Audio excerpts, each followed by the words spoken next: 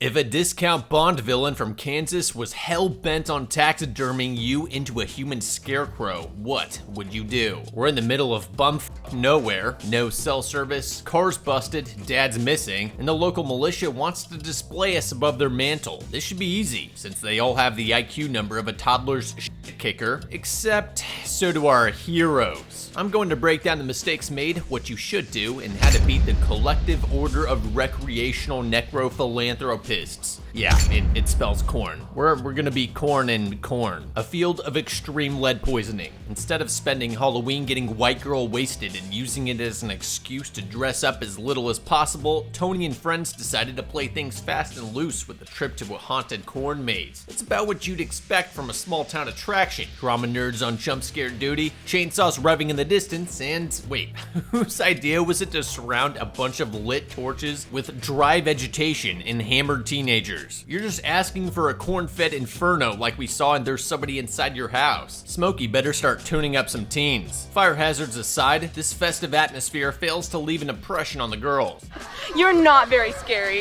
Lamest maze ever. We should get our... Yeah, real soon. With the end in sight, the others take off for the car, leaving Blondie by herself. Naturally, upon realizing she's all alone, Tony almost immediately begins to panic and starts running aimlessly through the foliage instead of, I don't know, using the mini supercomputer in her pocket to call her bratty friends and beg for an exfil. I mean, if you're that freaked out, what's the harm? It's not like you have guy friends that'll ride you about it until you die and then write it on your fucking tombstone.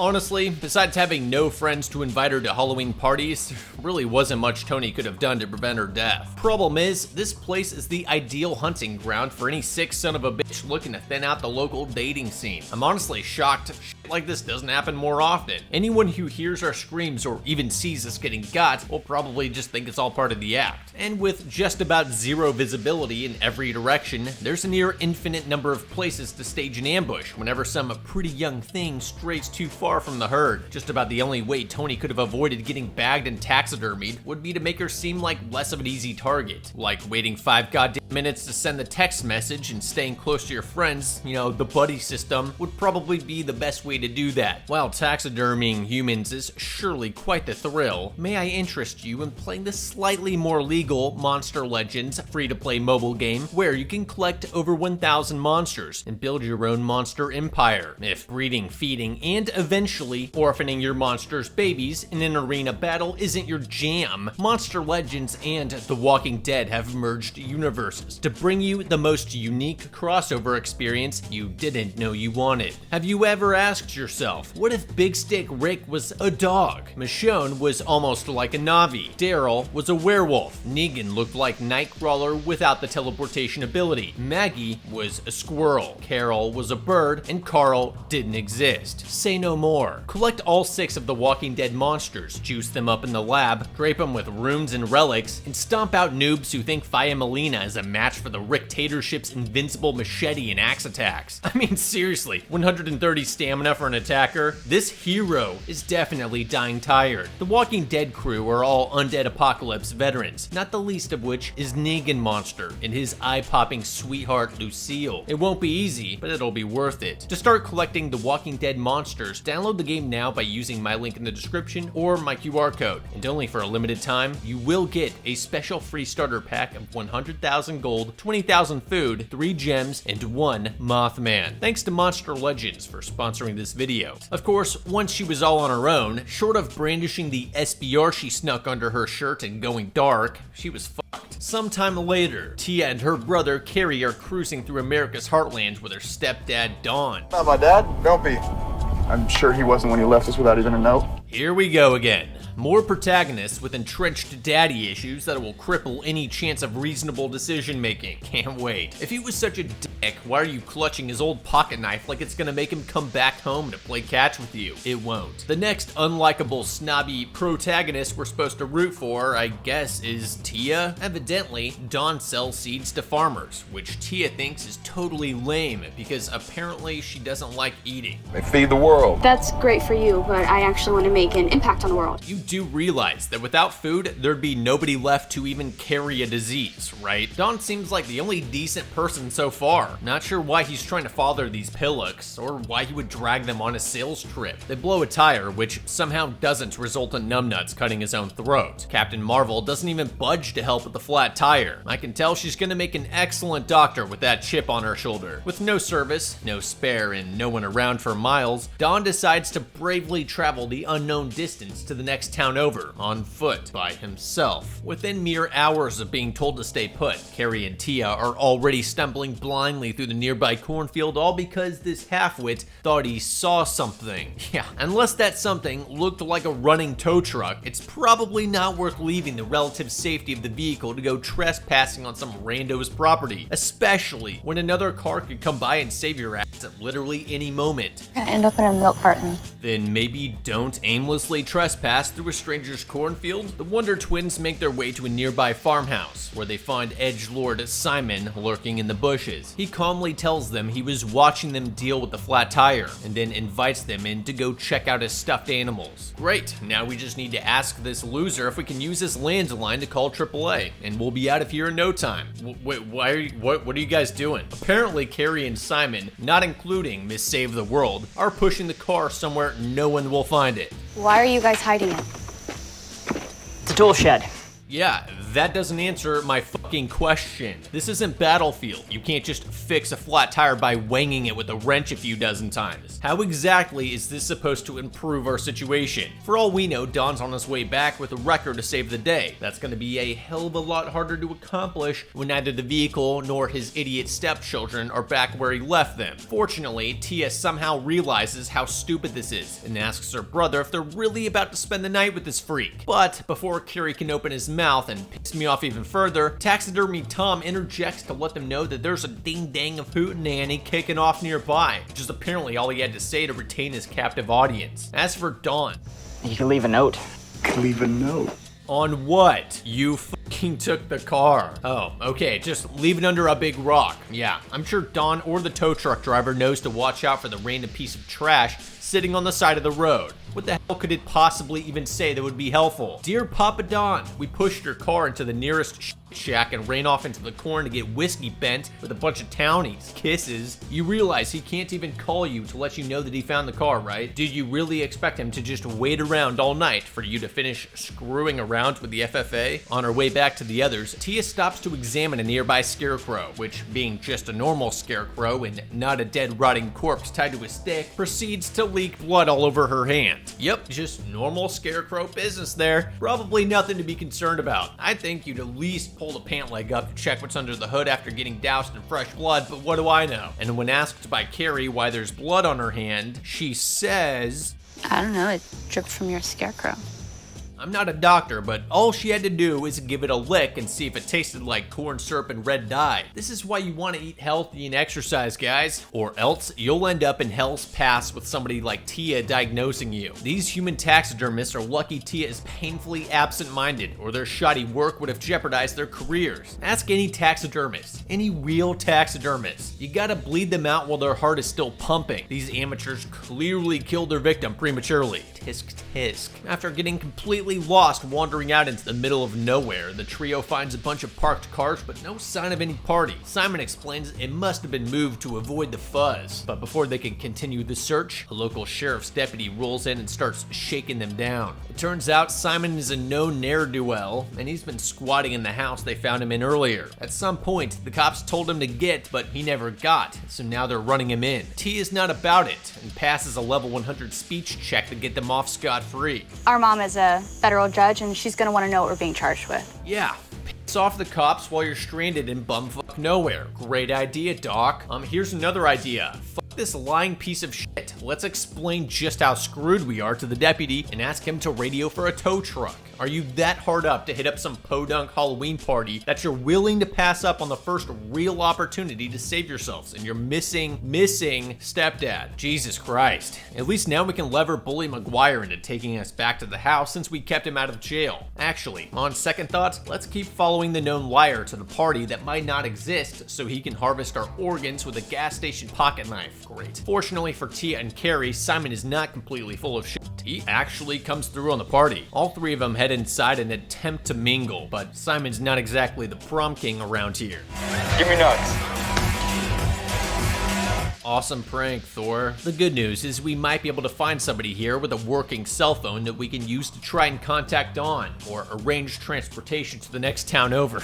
Just kidding. We've completely forgotten about that whole situation. Within minutes of arriving to the long-anticipated party, they're approached by dime store Natasha Romanov in need of a little designated driver action. Within seconds, they find themselves booze cruising in the back of a pickup with Edward Cullen at the wheel. Their destination, the haunted corn maze. You're not very scary. Lamest maze ever. We should get our... Almost immediately upon reaching the cornfield, the sheriff's deputy spots them riding dirty and begins pursuit. But they manage to give him the slip long enough to bail into the corn. Simon tries to get Tia to run off away with him from the others, but in the first glimmer of good judgment she's shown all day, she decides to stick with the larger group and let Dracula slink off on his own. The partygoers regroup at the entrance to the corn maze, keg and all, except there's no sign of Simon. I say good riddance. Dude had quiet kid written all over him. Applied with a little social lubricant, the hostess lets them all in for free, but Tia's having second thoughts. Maybe we should turn back. Just soon. Just a second. Big brother of the year right there. For real though, the truck you came in on is now in police custody, and that cop really liked you guys, remember? So at this point, unless you plan on walking your happy ass all the way back to the squatter's house alone in the dark, you might as well stick it out with the group. Just as she's about to dive in with the rest of the upstanding young people with long lives ahead of them, Tia catches Big Chungus eyeballing them from a nearby porch. Nothing to read into there. Tia and her new friends run out of cheap beer, prompting this rocket surgeon to go barreling through the corn stalks in search of another keg. Shit! I hate when you guys single me out. You kinda did that to yourself. I mean, seriously, how the hell did you think that you were going to find keg bearers? It's a maze. Sure enough, that big boy from earlier shows up and throws Haley in a rear naked choke. Hey! No touching!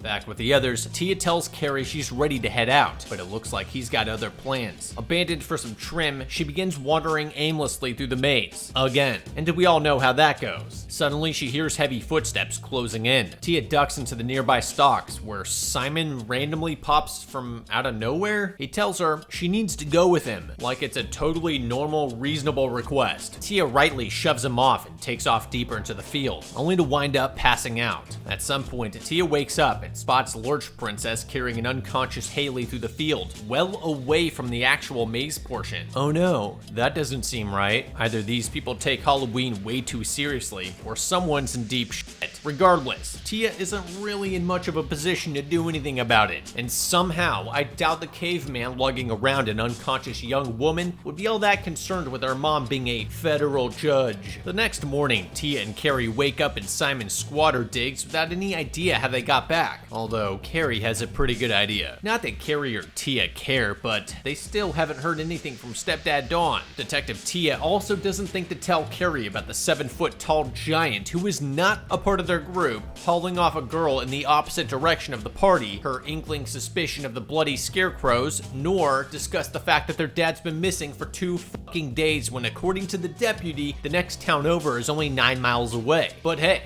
Dee Dee's having a pond party, and drinking cheap beer is more important than having a father around to these ungrateful little shits. Not to mention Haley, the girl Tia saw getting dragged off court by Andre the Giant, is also now missing according to one of her friends. The pair leaves the party, heads back to the squat, where they find Simon talking like best bros with the sheriff's deputy. Wow, big surprise. The guy who's been lying to you is still lying to you. This one is really strange though. If they are such good friends, why did we have to threaten the bastard to get him to leave us alone? We're friends. He thinks it's funny to mess with people.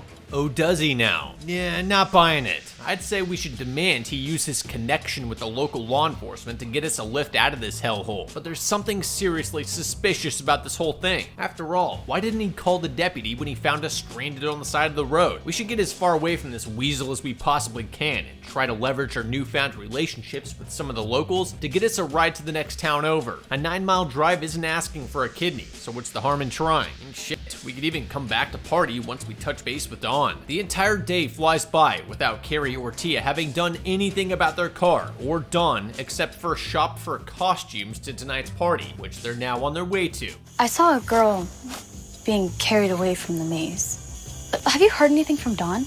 It's literally nighttime, and just now we're finding this issue pressing. I can't believe he just left us. I'm not even his stepdaughter. I've known Dawn for all of like 45 seconds, and even I can tell that Dawn is not the type of guy to leave you, especially not when this was his idea of a family team building exercise. Maybe, just maybe, if your head wasn't so far up your own ass, you'd realize that him being gone for this long is like really bad. Maybe now that they found out Simon's buddy with the not so bad guy sheriff, they will use this vital connection to the police to get help finding Dawn. Come on. I know where the party is. What the fuck? What do I say if your dad comes? Stepdad. You tell him we went out. Please kill these two already. Jesus Christ. You guys should really have an escort. I'm not gonna save you again. Did neither of you hear that shit? As if we needed another reason to want to get the hell out of this place. Protect us from what? Despite the mountain of red flags piling up at their feet, the kids catch a hayride to tonight's festivities, but it looks like they might have made a wrong turn at Albuquerque. Of course, that doesn't stop Carrie from waltzing right in uninvited. Dude, does this look like a typical teenage show rager to you? Oh look, it's Haley. Better go say hi. So is this like a haunted house situation? Yeah, something about her seems a little not alive. Could be the huge scar across her throat. Or maybe it's the fact that she's stiff as a board in a house full of strange old people after Tia said Haley was abducted and now missing. Eventually, Carrie gets the hint. She's just not that into him, or really anything, because she's dead. Evidently, it's more than his fragile little ego can handle, so he quickly makes for the front door to cry it out in the cornfield, only it's locked. Leaving so soon? Ah shit, it's this guy. Carrie quickly ducks into the nearest bathroom where it finally dawns on him that Haley wasn't just giving him the cold shoulder. He reacts to this realization by opening the door, snagging a glass of red wine, and rejoining the rest of the party like nothing happened. You know, I'd say lock yourself in and try calling the cops, but then we'd still be stuck inside waiting for them to show up. Since we managed to give Sean Connery the slip, we should use the opportunity to try the front door again, or snoop around for another exit. Otherwise, about the only other option would be to start a house fire and try to lose them in the resulting panic. The one thing I sure as hell would not do is stand around with a bunch of psychopaths as they share the grisly details of their artistic atrocities, which is exactly what Carrie does. Insert where the musculocutaneous nerve meets the spinal cord. I take my earlier comments back about the bleeding scarecrow. This is a man of vision with exquisite taste, refined technique, a flair for showmanship, and above all else, a sense of responsibility for the proper tutelage of the next generation's human taxidermists. We don't want a satellite picking up your license plates. Robert Donovan, folks, looking out for his guests' safety and well-being. Damn fine chap he is. Evidently, they prefer to butcher their victims alive. As we see on the screen, Simon's homeboy in blue is already out of the picture, giving them free rein to hack and slash their way to Carnegie Hall. This is a little bit more than Carrie's weak constitution can bear, dropping him flat on his back with the whole room watching. Apparently you slipped into the wrong party. Yeah, I'd say that was obvious before we even made it onto the porch. But this is Carrie we're talking about. Back outside, Tia is still scoping the place out. Coming around to the side yard, a little girl in an upstairs window asks if she's one of the artists. When she says no, Kiddo tells her to get the fuck out. I'm sure she meant nothing by that stark warning. Just then, nature calls, prompting Tia to make a pit stop at a nearby outhouse. But apparently, it's out of service, and she falls ass over head into a pit of raw sewage. Fortunately, Simon saw the whole thing go down, because of course he's watching behind the bushes. He rushes to her aid, tossing down her phone and lowering a garden hose over the ledge, but there's not enough slack for her to reach it. Use his body to stand on and grab this. How about you go get a longer fucking hose? What? Where did Dee Dee come from? Apparently this is the Mary Poppins shit house. Well, this is a fitting place as any for an ill-timed exposition dump. I need a bath.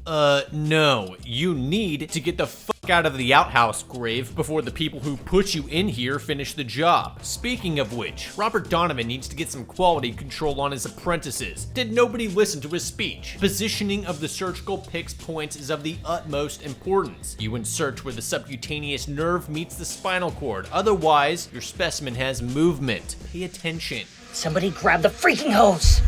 Oh, right.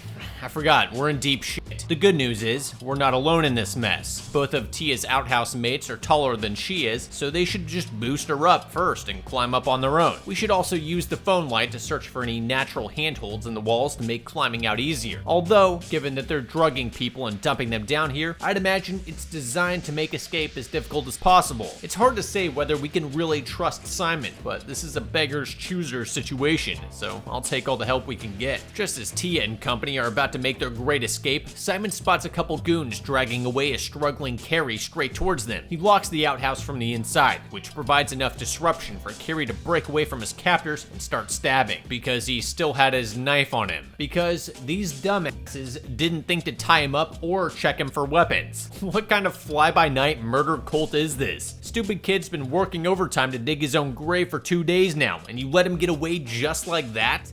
He had a knife. And I have a finger. Just can't find good help these days. That said, Carrie, you gotta finish your kills, man. We had a prime opportunity to take out 2 of Satan's little helpers, and you just ran off into the corn like these fuckers weren't about to make you into a coat rack? Rookie mistake. At any rate, Carrie's free to run for his life, and run he does. Straight into fucking Dawn? No way. I figured he'd be feeding buzzards by now. But how the hell did he even find us? And why in God's name didn't he try to call us or text us at any point in the 2 days he's been gone? For what may be the first time in history, Dawn believes the whole story as soon as Carrie stammers it out, and then asks the all-important question. Where's Tia? You forgot your little sister. Jesus Christ, she's probably an area rug by now. The 2 of them decide they'll have to go in after her. Fortunately, Dawn's packing a little firepower. Nice high point CF, bro. What, did the extra $50 for the C9 just break the bank? I hope you at least sprung for the 10-round mags. I mean, look at this freak. 8 rounds of 38 just ain't gonna cut it. Gonna end up in a milk carton. That's right, Tia. All because your stepdad had to cheap out on the yeet cannon. Speaking of which, she's running out of time. Lumpy and the gang have already started fishing people out of the hole. The hell? Don't ruin the specimen. That was pathetic. Honestly, you didn't even know Tia, didn't care about Dee Dee, so just running away was a perfectly acceptable move. This guy's ego, thinking he could Bruce Lee Senator Armstrong, was a massive overestimation of his abilities. If you're gonna dance, at least try to keep your distance like McGregor did with the mountain. You can tell Otis takes pride in his work, like the surgeons of old, wearing blood-encrusted aprons as a show of, well, not really talent, more experience. After all, he did accidentally leave his victims a rope to climb out of the shit pit. The only problem here is that there's nothing tied to the other end. Fortunately, the little girl from earlier, Beatrice, shows up to lend a hand. With her help, Tia and Dee Dee are finally free from yesterday's minestrone. Thanks. You guys shouldn't be here. Why? Are you fucking kidding me? Well, let's think back with our head movies. Because they drugged you, threw you in a literal shithole, abducted, murdered, and taxidermied your friends, pissed on you, and left you to die of dysentery. And now, they're fucking squeezing people to death. Tia, leave this bitch behind before she gets you killed. Now that they're free to take off in just about any direction, they choose to hide in a well-lit, 3-foot deep swimming pool on the opposing side in direct view of the patrolling thugs, with Dee Dee of all people, who was deathly scared of holding her breath in kiddie pools. The thugs were literally on the other side. You could have simply ducked behind the pool and played Ring Around the Rosie until they left. Now you're in plain view, you can't breathe, can't hear, can't see if they noticed you, can't run, and have an extremely limited amount of time before you're forced to loudly breach the surface.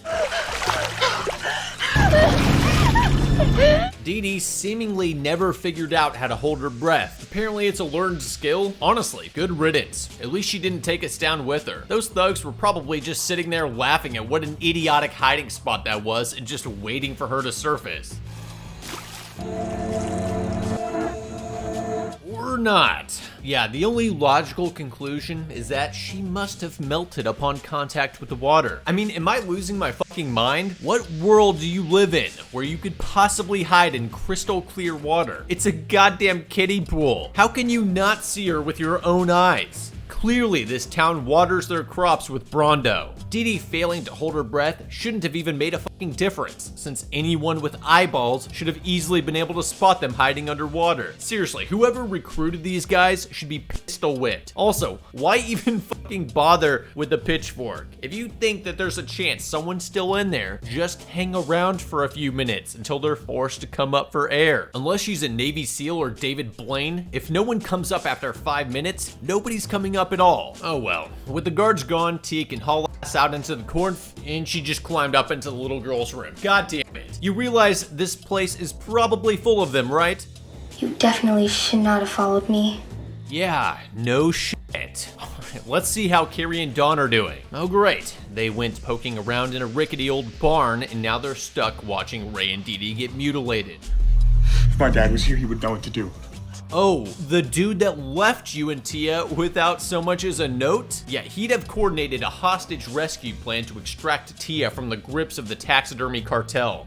Yeah. The baffling decisions continue to roll in, with Dawn handing his piece over to Carrie with no explanation why. As if Carrie might be more of a weapons expert than Dawn, who at least has a concealed carry course under his belt. My dad showed me. This looks just like his. In that it resembles the shape of a pistol you like to draw with crayons in your spare time, as if that somehow means you will be more able to use it effectively. I know the plot gods are going to curve his bullets into the goons somehow, but if this was even remotely realistic, nobody is going to be running the carry drill, nor will they even know he limp-wristed it, stovepiped it, and got turned into a pincushion exhibit at Robert Donovan's next showing. It turns out they could have left the barn this whole time, although this almost immediately results in Carrie getting spotted by a passing sentry. Just then, they spot Tia climbing down from the bedroom window, but there's no way to call out to her without drawing attention, unless the guards are blind and deaf, which they might be. Fortunately, Dawn has suddenly transitioned from corner crybaby to Sam fucking Fisher. I got this. Are you just gonna leave him there for his friends to find? You're not even gonna pick up his gun. What the fuck was the point of all that then? Just a flex on your stepson? In the time it took him to do that, we could have snuck over and grabbed Tia's attention. Oh, would you look at that? She climbed back inside the house. Mission accomplished, gentlemen. What we really ought to do now is needlessly overcomplicate things. Carrie, go ahead and hide in this here cornhole while I sneak this shit. That way, when I inevitably find your sister, the two of us won't be able to find you. Split up? Are you crazy? Batshit crazy, son. Now go on. And guess what? He fucking does it. Which, of course, results in him immediately getting locked in. Oh, but just wait until you see what Tia's up to. Ever since she climbed back in through the first-story window, she's been running room to room in a house full of murderers, like some kind of half-baked, dishonored speed run. Eventually, she backs herself into a corner alongside the newly immortalized versions of Ray and Dee Dee, literally seconds before the judging starts. So what does she do? Well, she just stands there like one of the exhibits. Don't worry though, these idiots totally fucking buy it 100%, despite the fact that she's clearly still moving, breathing, and literally crying. Suddenly, the artist enters the room to rake in the prestige, and since she knows exactly how many specimens she worked on, clearly the jig is up. But just before she can blow Tia's cover, Roger Moore forcibly disqualifies her ass for cheating on the Dee Dee dummy. Hear this? Hollow. Damn, dude, I could have told you that. The resulting commotion gives Tia a chance to slip away unnoticed, although at this point she probably could have just walked away while everyone was watching, and nothing would have happened. Instead of cutting her losses and leaving through the nearest available exit, Tia posts up in a hall closet where she lures in one of the weird-ass B-girls to help look for her phone. She then proceeds to brain the bitch with the nearby vase before hitmanning her outfit and returning to the hive. Alright, points for the bait and bash, but you better keep piling on the blows until you're standing in skull soup, otherwise she's liable to wake up 30 seconds later and ruin the disguise. Where you lose me is rejoining the B squad. There's no way in hell they all just randomly wore the same thing and stuck together because twinsies, they obviously know each other, which means unless they don't have eyes under those glasses, we're completely screwed the instant they see us. You just went. I'm good.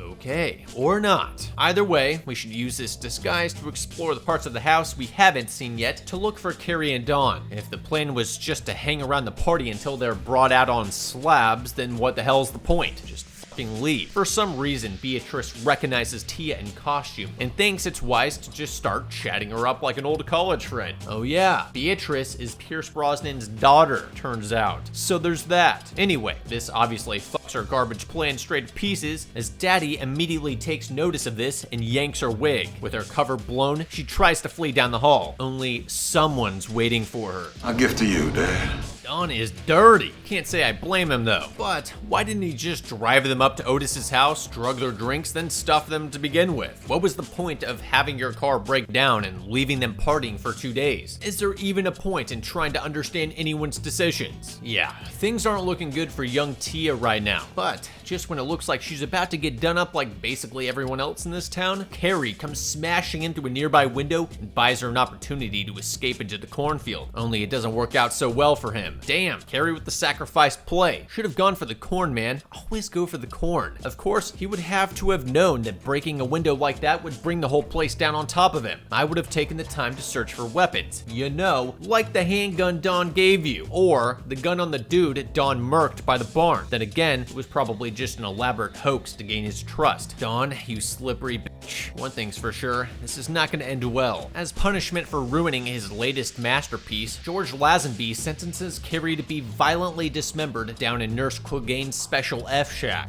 This may sting a bit. That sounds like an understatement. With the procedure underway, Tia sneaks in through the basement window and crawls under a nearby workbench. Turns out, Simon had the same idea, so he teleported under the same workbench. He's here to get even, and apparently, he's gonna use the pencil case, notepad, and a high point mag he found to improvise an HK MP5K and take the fight to the psychos that strung up his friend. Simon says to create a distraction so he can free Carrie, but before he can implement whatever foolproof plan he had in mind, Dawn pulls back the curtain and knocks him on his ass. He then proceeds to yoke Tia up by the hair and just sort of tosses her absent-mindedly next to the gun before turning his back on her. What is he, a T-3000 Terminator? Naturally, she snags the piece and aims it right at Dawn's chest.